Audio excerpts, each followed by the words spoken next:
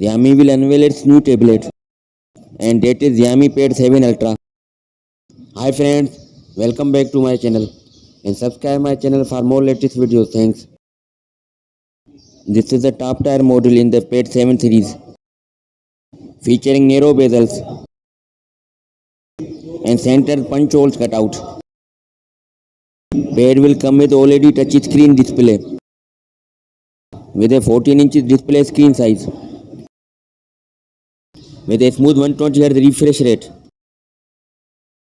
The model will be powered by Qualcomm Snapdragon chipset with an octa-core CPU and GPU of Adreno. RAM will be 12 GB and storage will be 512 GB. There will be dual camera setup back on this beast. The front camera will be 20 megapixel.